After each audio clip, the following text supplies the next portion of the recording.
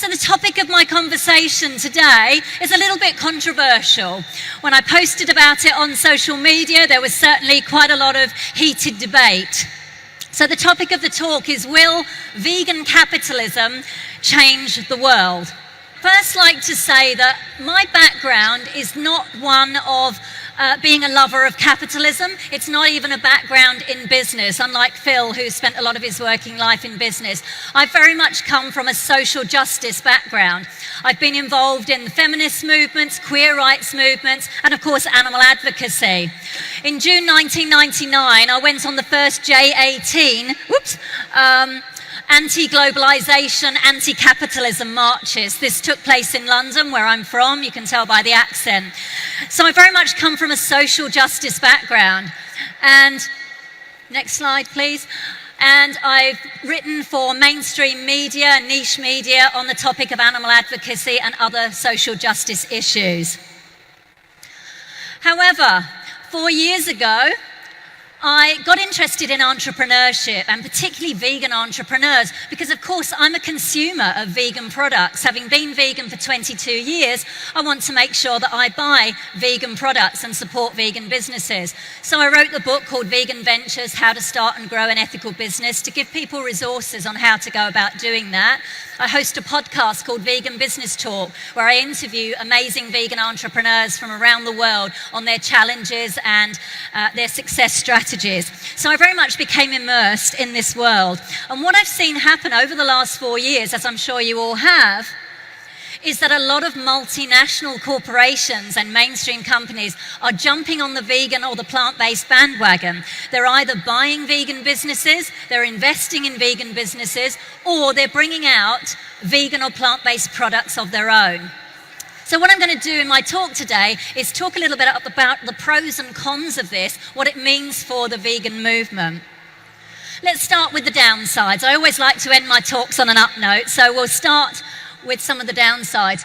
One of the criticisms that I've seen come about is that, particularly when vegans and activists, animal activists, rush into these companies and buy these products, it's supporting and giving a certain kind of legitimacy to these companies. And look, this is a fair criticism, and I don't really have a lot of comeback to that particular one. The other argument I've seen is that companies that bring out plant-based products, when they see the sales of those products go up, they might use the sales of those plant-based products and siphon it over and use it to prop up the sales of their animal-based ones. Now, that may be a valid criticism, but if you think about it, and Phil's a businessman, it'll be interesting to see what he might make of it. If you're a business person and you see that one part of your business is doing really well and the other part is not doing so well, it would make sense to actually put your profits more into the one that's actually doing well, in this case, the plant-based ones. Oops, oh, no, just go back one.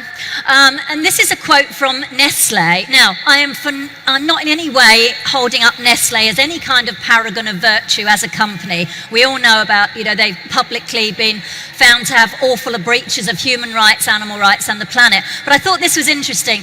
They recently announced they were considering dropping one of their animal-based charcuterie brands and instead funneling money into plant-based products. And this is a quote from Nestle's CEO, and he says it shows how we are positioning the company towards what is benefiting from higher growth.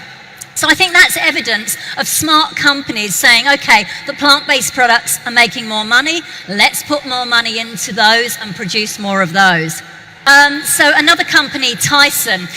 Tyson is one of the biggest meat producers in the US, but it's recently rebranded or repositioned itself as a protein company. In other words, it's not wedded to being an animal meat-based company. They've seen the developments in plant-based meats and also, I think, lab-grown meat, which is another topic, but they are not interested in just being an animal-based meat producer, particularly if it's not going to be good for business. So they've rebranded as a protein company. So I think those are two examples of we perhaps need not have to worry that because a company brings out a plant-based product, that they're going to use the sales of that to help support the sales of the animal-based ones. One of the criticisms, actually, another of the criticisms is that when people are buying the plant-based or the vegan products from the multinational corporations, it's basically giving more money and more customers to otherwise unethical companies. Now, again, that is a fairly valid criticism. And in fact, next slide, please. Burger King did report recently in the US, there was a lot of hype over the Impossible Burger, which is the plant-based burger, the Impossible Whopper, that amid all that hype, Burger King did actually see increased sales of their traditional beef Whopper. So it is a potential fair point. Next slide. Now, a friend of mine who's a blogger in the UK, some of you may know him, his name's Sean, and he blogs as Fat Gay Vegan. And he actually wrote an interesting blog post where he was looking at some of these issues, and he said that perhaps as vegan activists, what we need to be doing is for every time these companies add a plant-based option, get them to take an animal-based option off the menu, which is an interesting thought. Next slide. Now, I recently had a chance to meet Jack Cowan, the founder of Hungry Jack's, at a media launch for a new plant-based protein called V2 Foods. So I went to the media launch and Jack was just across the room. I got there quite early, there wasn't many people there. So like any good animal activist, I thought I'll take my chances, I'll go over and I will introduce myself to him. So I went over, I said, "Hello Jack, my name's Katrina Fox, I'm the founder of Vegan Business Media, can I ask you a question?" He said, "Yeah, sure." So I said to him, "Look, Hungry Jack's is bringing out a vegan Whopper." I should add that the parent company of Hungry Jack's, Competitive Foods Australia, provided seed funding for this new plant-based protein, V2, and also CSIRO, government department, was involved in it. So I said to Jack, "Okay, you've got this plant-based vegan Whopper on your menu. Will you consider taking some animal products off the menu to save the planet?" I didn't talk about animals or animal suffering because I thought climate change is a bit of a hot buzzword, you know, it might resonate with him. And this was his response. He said, "No, we're not there yet. We're not missionaries. We're not here to save the world. This is business. We want to make money. We want to have additional customers. We want vegans coming in who haven't previously been able to come in. We want the vegetarians in as well as the meat eaters. So they have something for everyone." Now, of course, initially, as an animal activist, I was a bit disappointed. But what do you think? I'm going to throw this out to you. What do you think the most important word up there in Jack's response is? Anyone? Loud? It's an interesting one. There's one word. It's an interesting one. The word is yet. He said, "We're not there yet." In other words, they're not ruling it out. Okay, so I took heart from that. Also at that launch, when Jack gave his talk, he said that even he was fooled in a taste test between the V2, I think it was their plant-based beef, and then he taste tested animal-based beef. And Jack is from an animal farming background. He thought that the V2 plant-based beef was animal. So that's quite interesting and a game changer. Also at the launch was the Minister Karen Andrews, the Minister for Industry, Science and Technology. She announced to everyone that she was a committed carnivore. Not just any old carnivore, a committed carnivore. Now, I did look to see if she had a tail and a mane, and I couldn't see one, but whatever. But what was interesting, that even she said they had a lot of dishes out. They all had the V2 plant-based meat in it. One of them was a kofta dish.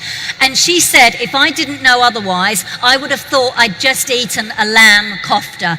So I think this is really interesting. We're in kind of quite interesting times, that even these people who are so invested in the meat industries are starting to have little awakenings and realise that this plant-based thing, this plant-based vegan trend, it's going nowhere because it's the right thing to do. Now, another criticism that I've seen come about as to, particularly when these companies bring out their own vegan products, is it's taking money away from ethical vegan businesses. Now, again, that is a valid argument. I would say to this is that vegan business owners cannot rest on their laurels. You've got to continue to be innovative, to be more creative, bring out products that these mainstream guys cannot yet compete with, because vegan, independent, ethical business owners at the moment cannot compete on price because you're not producing in a mass market way. So you've got to try and compete in other ways. The allergy market, for example, I know in the UK, one of the UK's largest and oldest rather, vegan chocolate and dairy companies have made good inroads in the allergy market. And apparently I found out yesterday, my friend Justin, who I can see is here from Vegan Style, told me apparently there is an allergy market growing in fashion as well. People are allergic to certain things in leather, which is awesome. So let's hope more people get allergic to leather. But also I think you're not the only vegan shoe store in town anymore. You're not the only vegan cheese in town. So you've got to be more creative and innovative. So I think there are ways that vegan business owners can stand apart. Also tapping into customers who not only want to buy a nice plant-based product or a nice vegan product, but they actually care who is making it. They actually care about the company and their ethics. Now for the positives. As I said, I like to lead on an up point. I've put them all together. Look, at the end of the day, these big multinational corporations, they've all got more resources, more money, more staff, more advertising, and they've got more distribution and sales channels. And what that means is that there is potential for far greater reach of vegan products, both physically, so they're not just in your trendy health stores in the inner city, but they are everywhere. They're in the big places, the supermarkets and the suburbs where people can buy them. And they also can become more accessible financially because these large companies can compete on price and make the cost of vegan products lower. So I know it's a bit of an ethical trade-off. It's a bit of an ethical dilemma, I think, for us as animal activists, because this is unprecedented. These multinational corporations in the past have never been concerned about vegans or veganism. So the very fact that they're taking this seriously, I think, is really quite exciting. So I think we're in a little bit of a transitionary period. Just to give you a couple of examples of that. So Field Roast is a popular vegan Canadian plant-based meat company. They were acquired last year by Maple Leaf Foods, one of Canada's largest meat producers. They experienced in just the past 12 months an 81% year-on-year sales of their products since being acquired. Sweet Earth, another very popular vegan brand, got acquired by Nestle, and what they've done is they've made use of Nestle's distribution networks to get their products sold in thousands more stores. So again, it's a bit of an ethical dilemma and a challenge, but we can't deny the fact that there are these positives. I've said this before, I think I've said it on this stage before, I've said it in many, many talks and in many other places. We must make it easy as possible for people to choose a vegan product or service. We have to. We are not the norm. I'll give an example. When I first went vegan 22 years ago, I was still living in the UK, and one of my favourite, before I went vegan, one of my favourite snacks was a British Twix. Those of you who don't know what that is, it's basically 2 fingers with caramel and cookie covered in chocolate. I loved it.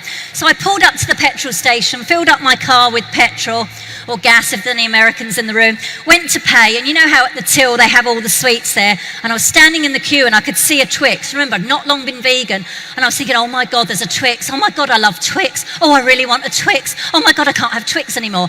But then what I did in my head, because I've been involved in animal activism, I then remembered that the Twix was a result of beautiful sweet cows being hooked up to milking machines, getting mastitis from infected udders, their female reproductive systems being hijacked to produce milk meant for their babies that we steal, that we don't need, and then their babies get stolen. Then I remembered as well there was a bit of blood and pus in there. So the Twix suddenly looked very different, and I didn't want it anymore.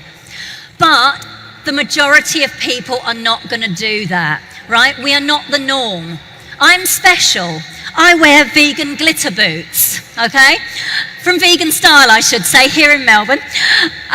So we're not the norm. We have to remember that. As animal activists, I know that we get very carried away, and when we see the light, we think immediately everybody else, as soon as they know about the atrocities going on, that they're going to immediately become vegans and they'll go without rather than choose a meat-based product. The majority of people won't, so we must make it easy for them to go vegan and to choose vegan.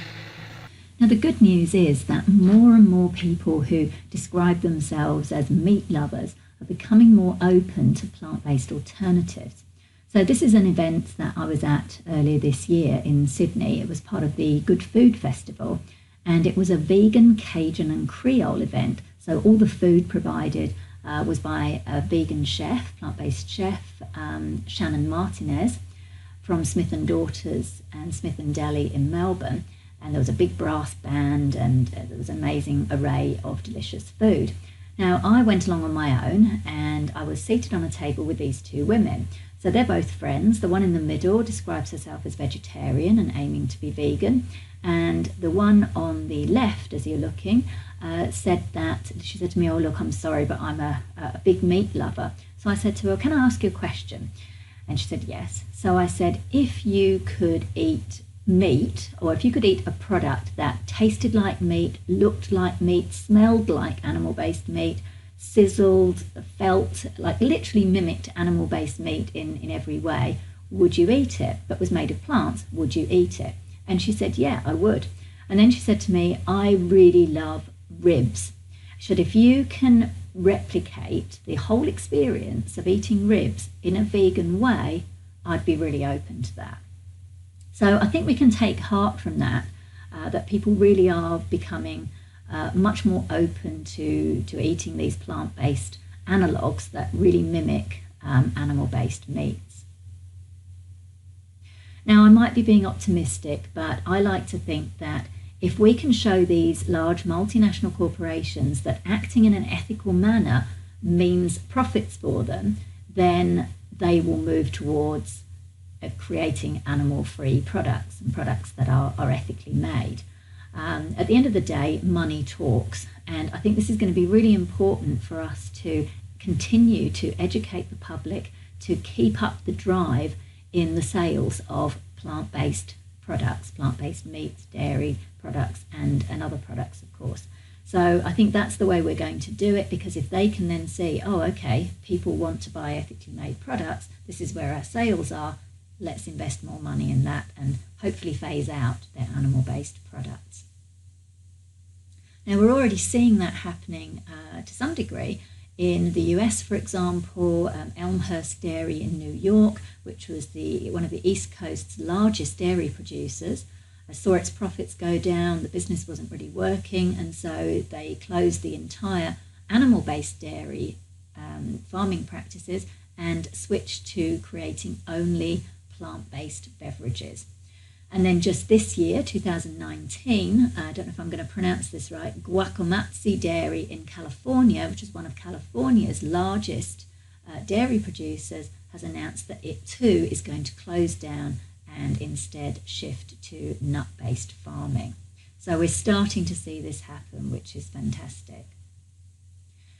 So right now, I think we need a combination of both. We need, of course, ethical, independent, vegan businesses, and we also need the multinational corporations. I think we're in a transitionary period where vegan and plant-based products have really taken off.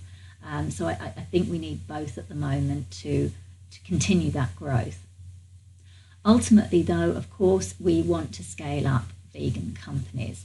We want the money flowing into ethical, vegan-owned companies. And we're seeing that happening now. I think it's really exciting. There are now a whole range of vegan and vegan-friendly investors who really want to support vegan and plant-based businesses. If you go to Vegan Business Media website, which is veganbusinessmedia.com, there's a blog post on there called How to Find an Investor for Your Vegan Business. And I've got a whole list of vegan and vegan-friendly investors, including the types of businesses they're interested in investing in and how to pitch them. Now, I'm just going to highlight a couple of those. In the middle top here, we've got Alicia Robb, and Alicia has created an organisation called Vegan Investors, and they run regular online virtual pitch events. And what I really like about Alicia is that she's very keen to invest in businesses that are run by women and also people from other backgrounds who've been traditionally overlooked by investors such as people of colour and gender diverse people. But she's really interested and keen to support businesses, vegan businesses, that are going to have a massive impact because she wants to help to create that vegan economy. And next to her as well, we have got Claire Smith. Now, Claire with her team, created the world's first vegan exchange-traded fund, which launched on the New York Stock Exchange earlier this year. And Claire also is going to be launching in 2020 the Beyond Animal platform, which is an integrated digital platform that's designed to create and support a vegan economy. So there's some really exciting things happening in this space, and it's fantastic to see money flowing into ethical vegan companies. So I think it's a time to be positive, regardless of what your thoughts are around capitalism. And as I've said, it's not a perfect system, but it's what we've got right now. And I think it's important to make the most of that, work as ethically as possible, and get that money flowing into vegan companies and getting vegan products and services out to the masses. That's going to be the way that we create a vegan world.